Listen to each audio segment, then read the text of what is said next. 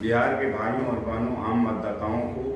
भारत की communist party मार्क्सवादी की तरफ से हम लाल सलाम पेश करते हैं और हम बिहार के बदहाल स्वास्थ्य व्यवस्था की तरफ आपका ध्यान आकृष्ट करते हुए हम ये बताना चाहते हैं कि विगत 15 वर्षों में बिहार की भाजपा जदयू सरकार ने स्वास्थ्य की स्थिति को इस स्थिति में पहुंचा दिया है कि भारत के नीति आयोग के द्वारा जारी किए गए सूची में बिहार का स्थान नीचे से दूसरा है। हम इसके साथ साथ स्वास्थ्य के संबंध में हमारी पार्टी का जो दृष्टिकोण है उसको आपके समक्ष रखते हुए हम बताना चाहते हैं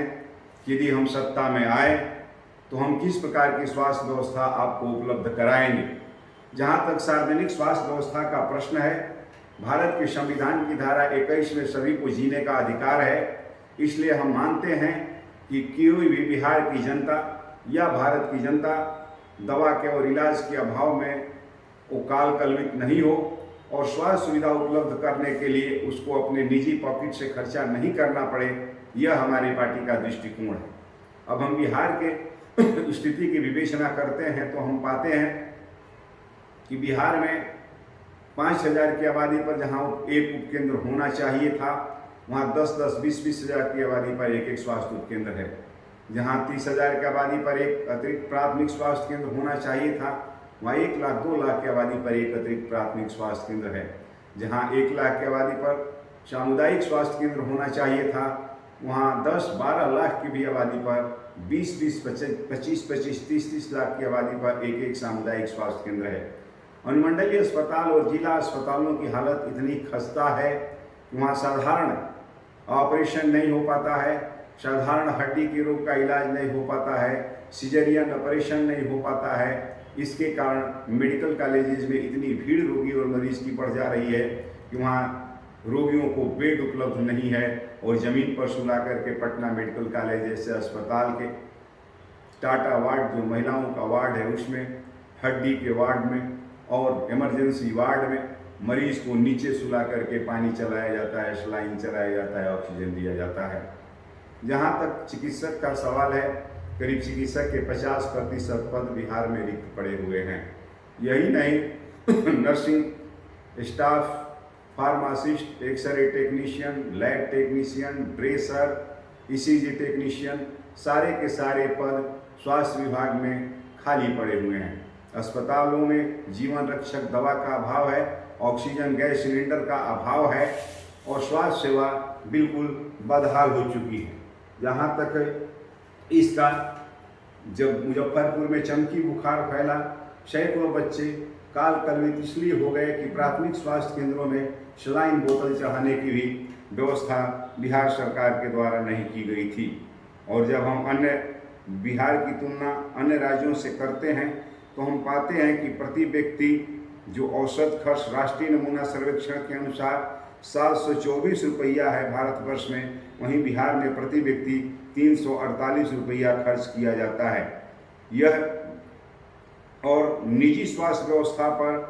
74% लोगों की निर्भरता है। 6% जनसंख्या के पास ही स्वास्थ्य बीमा है, जबकि पूरे देश में इसका प्रतिशत 15 है। वर्ष 2005 में राष्ट्रीय ग्रामीण स्वास्थ्य मिशन की शुरुआत के बाद बिहार सरकार को प्रति वर्ष 10% खर्च में वृद्धि करनी चाहिए थी, लेकिन सरकार ने ऐसा नहीं किया। विश्लेषण से पता चला है कि शहरी और ग्रामीण इलाकों में निजी चिकित्सक ही इलाज करते हैं, जबकि निजी क्लिनिक में औसत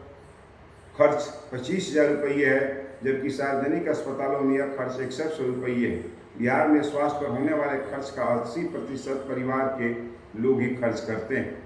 बिहार में जो स्वास्थ्य की स्थिति है वो काफ़ी बदतर है। हालात यहाँ यह है कि सलाइन बोतल चढ़ाने के लिए, इंजेक्शन देने के लिए सिरिंज तक उपलब्ध नहीं है। जांच करने वाले, पैथोलॉजिकल जांच करने के लिए ऑटो एनालाइजर तो आ गए हैं, लेकिन उसके केमिकल गायब है। ये हमारे बिहार की स्थिति है। करीब 20 लाख 22 लाख परिवार प्रत्येक साल गरीबी रेखा के नीचे इसलिए चले जाते हैं कि उनको स्वास्थ्य व्यवस्था पर खर्चा करना पड़ता है। ये हालात हैं। जब हमारी पार्टी भारत की मार्क्सवादी कम्युनिस्ट पार्टी यदि सत्ता में आई तो 5,000 की आबादी पर एक स्वास्थ्य उपकेंद्र खोलेगी और स्वास्थ्य उपकेंद्र पर आज की तिथि में मात्र 2 ANM की पदस्थापना है। वहाँ केवल टीकाकरण का ही कार्य होता है, जिसके कारण करीब प्रखंड में एक प्राथमिक स्वास्थ्य केंद्र चल रहा है जो 10 से 12 लाख आबादी पर एक प्राथमिक स्वास्थ्य केंद्र है। और ये 10-12 लाख आबादी के प्राथमिक स्वास्थ्य केंद्र पर जनता को जाने के लिए 10 किलोमीटर, 12 किलोमीटर, 14 किलोमीटर की दूरी तय करके जाना पड़ता है और पूरा एक दिन उसका उस काम में लग जाता है। एक साधारण सर्दी, खांसी, बुखार, जुकाम, फ्लू की दवा लेने और इलाज कराने में उसका खर्चा बैठ जाता है, जिसके कारण दिन भर की उसकी मजदूरी और आने जाने का किराया खर्चा होता है। इसलिए हमारा दृष्टिकोण इस पर स्पष्ट है कि प्राथमिक स्वास्थ्य केंद्रों को ग्रामीण स्वास्थ्य व्यवस्था को सुदृढ़ीकरण करने के लिए प्राथमिक स्वास्थ्य केंद्रों पर 2 ANM के साथ साथ एक फार्मासिस्ट, एक GM की वहाँ पर नियुक्ति की जानी चाहिए। साथ ही साथ वहाँ पर आशा, ममता और कुरियर को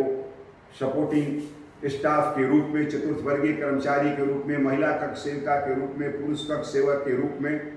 उनको प्राथमिकता के आधार पर पदों को सृजित कर बहाल किया जाना चाहिए। करेंगे हम। और 30,000 की आबादी पर एक अतिरिक्त प्राथमिक स्वास्थ्य खोल करके वहाँ चिकित्सकों की नियुक्ति कर दिया जाएगा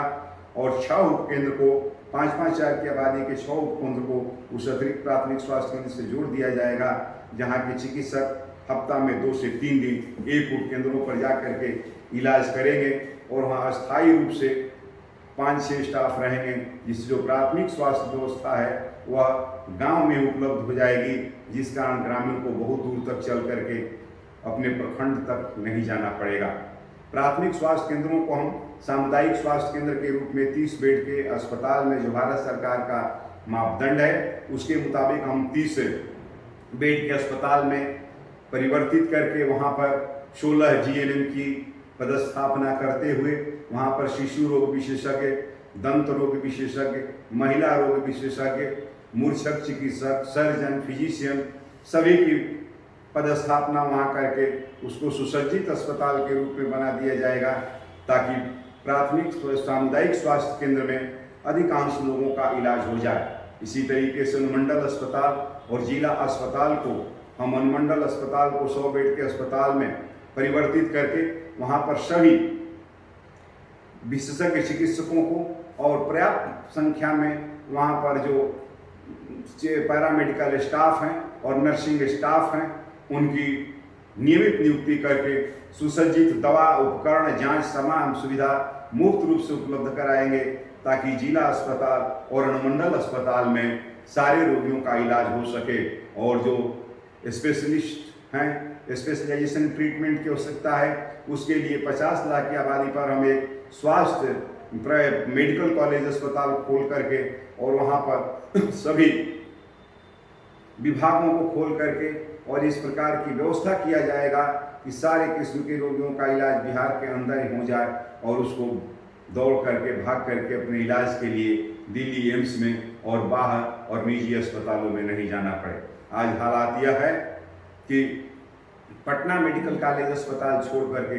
कहीं भी न्यूरो का विभाग नहीं चलता है। मेडिकल कॉलेज PMCH में NMCH से, DMCH से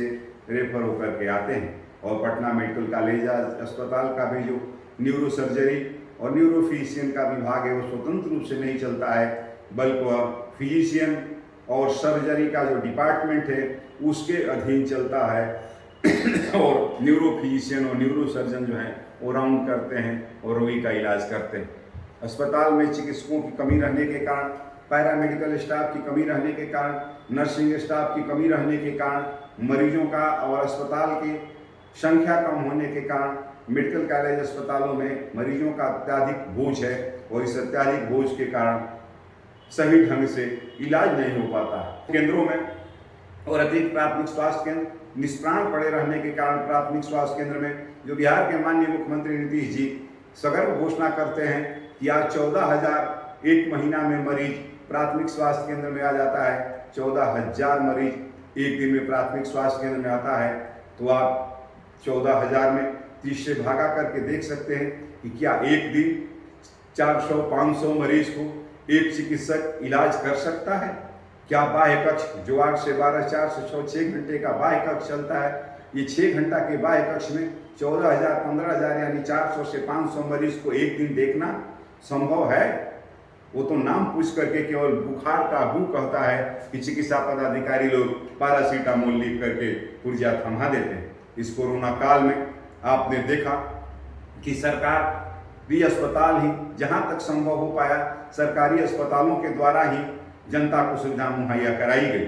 जो निजी क्लिनिक हैं, बार बार सरकार के आग्रह, अनुरोध और दबाव बनाने के बावजूद भी कोई भी निजी चिकित्सक, कोई भी नर्सिंग होम, कोई भी निजी क्लिनिक इलाज करने के लिए तैयार नहीं हुआ। जहां तक नर्सिंग होम का सवाल है, निजी अस्पतालों का सवाल है, वो कमाई के केंद्र बने हुए हैं। वहाँ पर नर्सिंग होम में, निजी नर्सिंग होम जो हैं वहाँ पर आपको आउटडोर नहीं चलता है, बाह्य कक्ष नहीं चलता है, केवल रोगी को भर्ती किया जाता है और तुरंत उसको आईसीयू में ले जा करके रख दिया जाता है। बहुत दिन अखबार में आए दिन आप देखते हैं कि निकलता है कि मरीज मर गया है, लेकिन उसको वेंटिलेटर पर रख करके उससे पैसे लूटने की कार्रवाई की जाती है। और साथ ही साथ जब यदि पैसा वो नहीं भर पाते हैं तो मृतक के लाश को भी उसके परिवार को सौंपने से निजी नर्सिंग होम में आनाकानी किया जाता है। नर्सिंग होम में जो दवाई का चार्ज है, जो इंजेक्शन का चार्ज है, जो सलाइन चढ़ाने का चार्ज है, वह चार्ज मनमाने ढंग से वसूला जाता है। कोरोना काल में कुछ अस्पतालों को नामित किया गया था इलाज करने के लिए और रेट फिक्स नहीं करने के कारण वहाँ पर काफ़ी लूटपाट हुई और 3 गुना 4 गुना पैसे की वसूली की गई। हमारे पार्टी का स्पष्ट दृष्टिकोण है और यदि हम सत्ता में आए तो हम स्वास्थ्य की सुविधा को संविधान के मौलिक अधिकार में शामिल करते हुए राइट टू हेल्थ की सुविधा सबको उपलब्ध कराएंगे। सरकारी संस्थानों में सरकारी चिकित्सक और सरकारी कर्मचारी के माध्यम से सभी आम जनता को मुफ्त चिकित्सा सुविधा उपलब्ध कराई जाएगी। और ये मुफ्त चिकित्सा सुविधा उपलब्ध कराने के लिए हम उपकेंद्र से लेकर के मेडिकल कॉलेज अस्पताल को भारत सरकार का जो स्टैंडर्ड फार्मूला है उसके जनसंख्या के मुताबिक हम संस्थान खोलेंगे। जनसंख्या के मुताबिक हम पदों को सृजित करेंगे और उस पर नियमित नियुक्ति करके हम बिहार की तमाम जनता को मुफ्त दवा, मुफ्त जांच, मुफ्त इलाज की सुविधा उपलब्ध कराएंगे। बिहार में हमारे पार्टी की तरफ से 4 उम्मीदवार मैदान में हैं, जो क्रमशः माजी से डॉक्टर सत्येंद्र यादव, विभूतिपुर से कामरेड अजय कुमार, पीपरा से कामरेड राजमंगल प्रसाद और मटिहानी से हमारे कामरेड राजेंद्र सिंह भारत की मार्क्सवादी कम्युनिस्ट पार्टी के उम्मीदवार हैं। हम आपसे अपील करते हैं कि इन चारों हमारे उम्मीदवार को आप सहयोग करके विजयी बनाएं, ताकि हम आगे आने वाले दिनों में बिहार में हमारी सरकार बने तो हम उस सरकार पर इतना दबाव बना करके सबको सार्वजनिक स्वास्थ्य मुफ्त सरकारी अस्पतालों में हम उपलब्ध करा सकें। हम पुनः आप बिहार की जनता से ये अपील करते हैं कि सीपीएम के 4 उम्मीदवार के साथ साथ वामपंथी उम्मीदवारों को आप मदद करें। हमारा जिसके साथ गठबंधन है उसको भी मदद करें। इनकलाब जिंदाबाद, भारत की मार्क्सवादी कम्युनिस्ट पार्टी जिंदाबाद।